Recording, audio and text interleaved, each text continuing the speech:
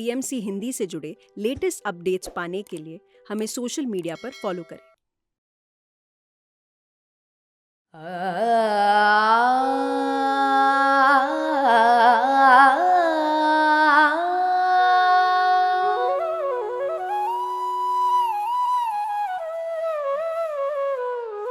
ब्रह्मानंदम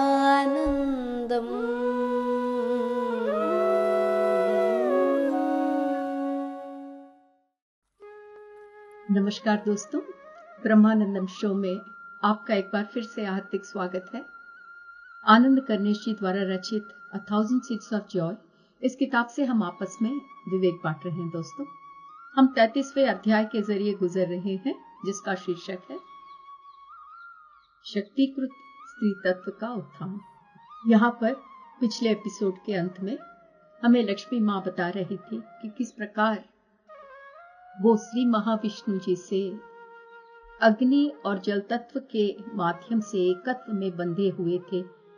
जब एक सोच ने एक ब्रह्मांड की सृष्टि की, तो यहाँ पर आनंद कर्णेश जी पूछ रहे हैं कि माँ, आप कह रहे हो कि आप दोनों एक थे और फिर एक क्षण एक सोच सामने आई। और माँ कहती है, हाँ बेटा, एक सोच सामने आई जिसने सबको अलग कर दिया। आनंद कर्णेश जी कहते हैं, अच्छा, हमने पुराणों से जाना है कि आपने और भगवान विष्णु जी ने कई बार जन्म लिया है, एक दूसरे के प्रति श्रद्धा भावना के साथ कई जन्मों में आपने एक दूसरे के प्रति श्रद्धा और भक्ति की भावना दिखाई। क्या आप ऐसा एक अवतार, एक कहानी हमसे बांट सकते हैं माँ, ऐसे अवतार में जहां आप और विष्णु जी के बीच में अपार प्रेम था, और एक ऐसी कहानी जो हम पुराणों के जरिए नहीं जान पाए हैं। माँ एक लंबी सांस लेती है दोस्तों, और 10 सेकंड्स के लिए माँ मौन हो जाती है। इसके पश्चात माँ ये बताने लगती है कि एक समय में हम दोनों ने जब जन्म लिया, वो एक ऐसा जन्म था जब मेरे प्रियतम को, यानी कि महाविष्णु जी को, ये नहीं मालूम था कि मुझ तक कैसे पहुंचे। कई साल उन्होंने इधर उधर यात्रा की, अपने प्रेरणा से गाइड होकर वो मुझे ढूंढते रहे। फिर बाद में अंत में वो उस मंदिर तक पहुंचे जिसके अंदर मैं कई स्त्री पुजारिनों के साथ वहां रहती थी। और ये जो जगह थी उसकी शक्ति बहुत ही उच्चतम कोटि की थी, और इस जगह की सुरक्षा योद्धा स्त्रियां करती थी। मंदिर की जो दीवारें थी बहुत मजबूत थी, और उसमें सिर्फ एक ही द्वार था। उस मंदिर तक पहुंचकर मेरे प्रियतम ने बहुत मिन्नतें की कि उन्हें अंदर भेजने की अनुमति मिले, क्योंकि उन्हें इस बात का बहुत गहराइयों से अनुभूति था कि मैं उन मंदिरों के दीवारों के अंदर थी, पर उनकी विनतियों को सही नहीं समझा गया। जो उस मंदिर की रक्षा कर रहे थे, उन्होंने मेरे प्रियतम की रिक्वेस्ट को नहीं माना। उस मंदिर के अंदर जो मैं निवसित थी, मेरे अपने कार्य थे जिसे मैं बहुत श्रद्धा भक्ति के साथ कर रही थी। इसीलिए मैं अपने कार्यों में इतनी निमग्न थी कि मुझे इस बात की जानकारी नहीं थी कि मेरा प्रियतम मंदिर के द्वार के बाहर मुझसे मिलने के लिए अनुग्रह कर रहा है। जब उन्हें अंदर आने की अनुमति नहीं मिली तो वो चले गए, पर वो बार बार आते रहे। हर बार वो भेंट लेकर द्वार पर आ जाते थे और फिर जब उन्हें तिरस्कार कर दिया जाता था तो वापस चले जाते थे। ऐसे न जाने कितने बार वो आए।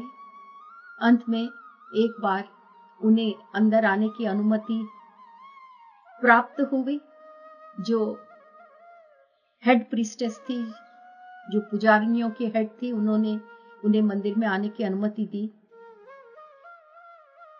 उस स्त्री से उन्होंने बताया कि किस प्रकार उनके अंदर की प्रेरणा उन्हें बता रही थी कि मैं मंदिर के अंदर हूं, और वो ये भी जानते थे कि मैं वहां पर बहुत ही श्रद्धा भक्ति के साथ अपना कार्य कर रही हूं। जो हेड पुजारिन थी, उन्होंने उन्हें अंदर आने दिया मंदिर के अंदर, और उन्हें भी कार्य दिए गए। इस प्रकार मंदिर के अंदर 2 साल तक वो उन्हें दिए हुए कार्य को संपूर्ण करते रहे। छोटे बड़े सब काम उन्होंने किए और 2 साल तक निरंतर इन छोटे बड़े कार्यों को करते हुए उन्होंने अपने अहम को त्याग दिया, उसके सामने अपने आप को समर्पण किया।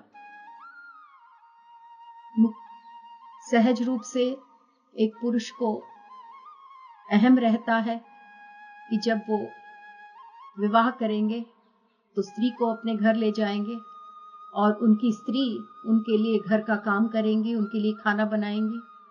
तो इस प्रकार का अहम जो पुरुष में रहता है, मेरे प्रीतम वो 2 साल छोटे बड़े काम करते हुए उस सारे अहम को उन्होंने त्याग दिया। जैसे जैसे वो अपना अहम त्यागते गए,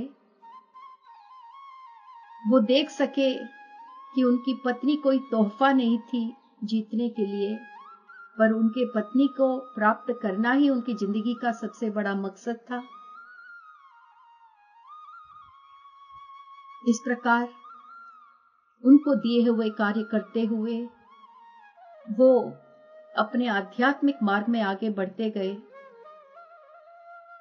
उन दिनों स्त्रियों का काम घर के छोटे मोटे काम करना नहीं था, बच्चों को आध्यात्मिकता से बड़ा करना ये स्त्री का कार्य हुआ करता। उन दिनों स्त्रियों का इतना मुख्य पात्र था। आने वाले समय में पितृसत्तात्मक समाज में स्त्रियों को उस कार्य से वंचित करके घर के घरेलू काम तक सीमित कर दिया गया। वापस उस कहानी पर अगर हम पहुंचे तो साल बीतते चले गए। जब विष्णु जी उस मंदिर में बड़ी श्रद्धा भक्ति से उन्हें जो भी कार्य दिया जाता था समर्पण के भाव से करते चले गए। 6 साल बीत गए थे, उन्हें उस मंदिर में पहुंचे, पर अभी तक वो मुझसे मिले नहीं थे। मैं भी उम्र में बड़ी हो रही थी। भले ही मैं उम्र में बड़ी हो रही थी, पर मुझे उनके जो संकल्प थे बहुत साफ नजर आ रहे थे। मैं समझ गई थी कि वो मुझसे मिलने आए हैं, मुझे सिर्फ पत्नी के रूप में प्राप्त करने के लिए नहीं, बल्कि जिस उच्चतम संकल्प से वो आए थे मैं उसको समझ सकी, क्योंकि वो जानते थे कि हमारे मिलन से हमारे पास एक बच्चा आने वाला है। एक दिन जब मैं अकेले बैठी हुई थी तो उन्होंने एक मैसेंजर को भेजा अपने मन की शक्ति के द्वारा, और ये जो मैसेंजर था बाद में उसने हमारे बच्चे का रूप धारण किया, और इस बच्चे ने मुझे दिखाया कि प्रेम की गहराई क्या होती है, जिसके कारण हम दोनों के बीच में जो द्वार था वो खुल गया। हमारा प्रेम बंधा हुआ था। उन पुजारिनियों के साथ जो भी हमारे एग्रीमेंट्स थे, हमारे कॉन्ट्रैक्ट्स थे कि हमें दोबारा जन्म लेना है, फिर से हमें बच्चों को पैदा करना है। ये सारे कॉन्ट्रैक्ट्स हमने वहां पर बनाया। उस बच्चे को कुछ साल बड़ा करने के पश्चात मुझसे कहा गया कि मैं उस मंदिर के कार्यों के सामने अपने आप को समर्पण करूं 3 साल के लिए। और इन 3 सालों में उन्होंने बच्चे को बड़े करने की संपूर्ण उत्तरदायित्व खुद अपने पर उन्होंने ली। और जैसा बच्चा बड़ा हुआ, उसे फिर से मंदिर में लाया गया और वहां पर उसकी शिक्षा हुई। विष्णु जी उस जन्म में मेरे प्रति श्रद्धा के साथ उन्होंने अपनी सारी जिंदगी काटी। उन्होंने उस जन्म में अपने अहम को समर्पण किया बिना कोई डर के। और मेरे प्रति उन्हें कोई भी गुस्सा, किसी भी प्रकार का गुस्सा नहीं था, क्योंकि मुझे प्राप्त करने के लिए, मेरे समीप पहुंचने के लिए उन्होंने कितने छोटे बड़े कार्य किए, जबकि मैं आध्यात्मिक साधना में व्यस्त थी। मुझ तक पहुंचने के लिए उन्होंने कितने न जाने छोटे मोटे कार्य किए, पर ऐसा करने के लिए उन्हें कोई हिचकिचाहट कभी नहीं हुई। आनंद कर्णेशी मां से पूछते हैं, मां क्या ये एक ऐसा समय था जब पितृसत्तात्मक समाज था? मां कहती है, बेटा पितृसत्तात्मक समाज की ये शुरुआत थी। ऐसा समय जब स्त्री और पुरुष के बीच में बहुत हार्मनी, समन्वयता थी। अगर हम देखें तो तब से मानवता में बहुत परिवर्तन आ गया है, बहुत विभाजन आ गया है। अब समय आ गया है कि स्त्री और पुरुष दोबारा हार्मनी में जिए, समन्वयता में जिए। काफी लोग इस कार्य में सहायक हैं, काम कर रहे हैं।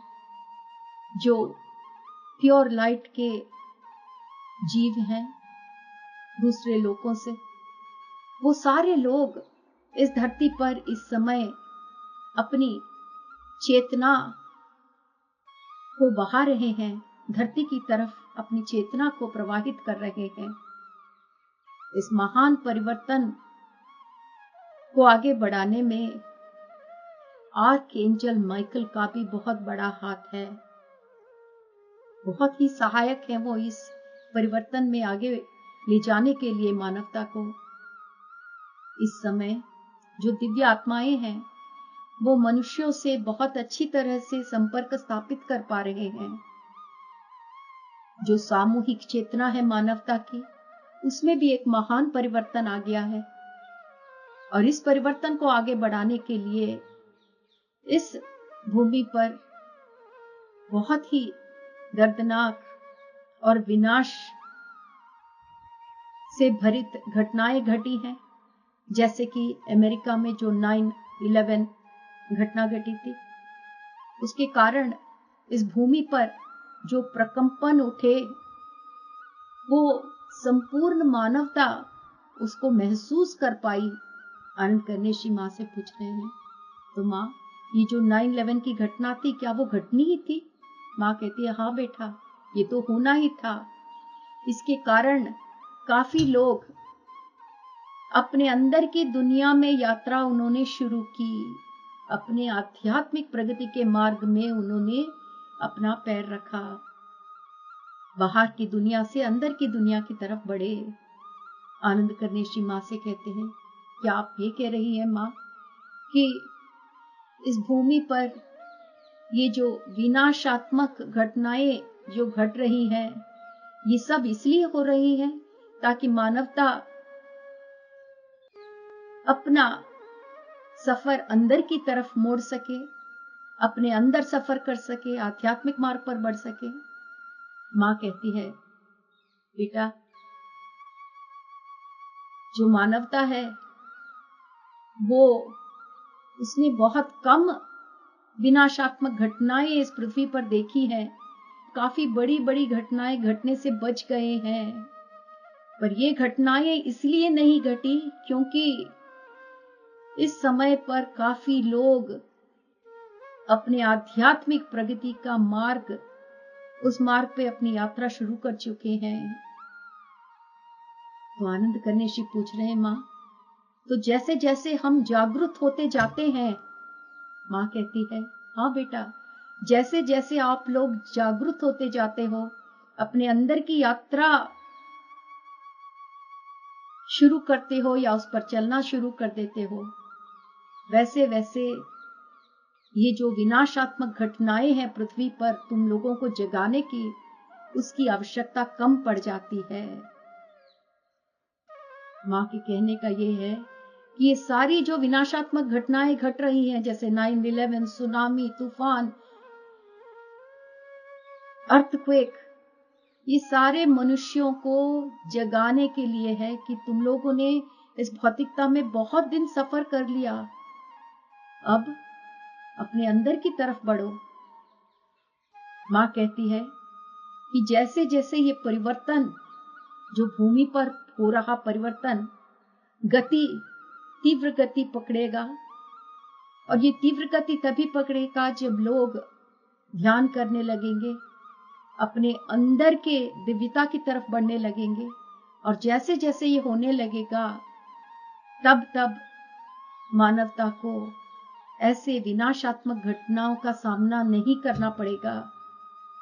ऐसे समय पर बहुत सहायता उपलब्ध है, दिव्यात्माएं सारे तत्पर हैं मानवता को सहायता पहुंचाने के लिए। ऐसे समय पर आनंद कन्याशी माँ से पूछते हैं कि अभी क्यों माँ, इस समय पर क्यों? माँ कहती है, बेटा, सबकी हर एक चीज की अपनी अपनी दिव्य समय होता है, हर एक चीज अपने अपने दिव्य समय पर घटती है। ये जो कांति है, एनलाइटन देवी देवताओं के पास से जो कांति आ रही है भूमि पर, वो मानवों को जगाकर सत्य युग की तरफ बढ़ने के लिए प्रेरित करेगी। बहुत अरसे तक, बहुत दिनों तक मानव कलियुग में बिता चुके हैं, अब सत्य युग की तरफ बढ़ने का समय आ गया है। काफी स्त्रियां और बच्चे पितृसत्तात्मक व्यवस्था के बोझ से दब रहे हैं इस समय में, और जैसे जैसे ये पितृसत्तात्मक रचना हिलने लगेगी, बदलने लगेगी, वैसे वैसे मनुष्य आध्यात्मिक परिवर्तन की तरफ बढ़ने लगेगा। आध्यात्मिक परिवर्तन की तरफ बढ़ते बढ़ते अपने अंदर के समन्वयता को खोजने लगेगा, एक ऐसी समन्वयता जिसे हम हजारों साल पहले खो चुके हैं, एक ऐसी हार्मनी जो स्त्री तत्व और पुरुषत्व के बीच में कायम थी एक समय पर, और आज हम उसको खो बैठे हैं। ये सारी परिवर्तन की प्रक्रिया किताबों से शुरू होगी, कला से शुरू होगी, गानों से शुरू होगी, और ये सब चीजें, इसके लिए प्रेरणा हमें उन दिव्य आत्माओं के पास से प्राप्त होगी जो अलग अलग धर्मों के मार्ग में हैं। शुरू में ज्यादा से ज्यादा स्त्रियां इस मार्ग से अट्रैक्ट होंगी, इस मार्ग पर चलेंगी, और उसके बाद पूरी धरती को आनंद और एकता में बांध देंगी। सो इस मार्ग में सर्वप्रथम स्त्रियां कदम रखेंगी, और इन स्त्रियों के समूहों को इस मार्ग पर चलने के कारण पूरी धरती आनंद और एकत्व से भर जाएगी। स्त्री पुरुष के बीच में जो एकता होगी, जिसकी प्रेरणा दिव्य स्त्री तत्व के पास से मिलेगा, उसके कारण स्त्री और पुरुषों का विभाजन समाप्त हो जाएगा। स्त्री और पुरुष के बीच में पवित्र एकता आएगी, पवित्र एकत्व की भावना आएगी, जिसके कारण इस धरती पर स्वर्ग आएगा, स्वर्ग बन जाएगा। माँ कहती है, जैसा कि मैंने पहले भी बताया था, मैं सारे धर्मों के देवियों को एक साथ मिलाकर लाऊंगी, एक नए मार्ग की सृष्टि करूंगी। वो नया मार्ग जो आनंद का मार्ग होगा, जिस मार्ग से पवित्र प्रेम बहेगा और सबको एकत्व की कड़ी में बांध देगा। हम सारे विश्व के हर कोने में मानवों की सहायता करेंगे। इस समय पर जब महान आध्यात्मिक परिवर्तन इस विश्व में हो रहा है, करोड़ों आत्माएं इस समय धरती पर जन्म लेने के लिए तत्पर हैं। इस समय पर करोड़ों आत्माएं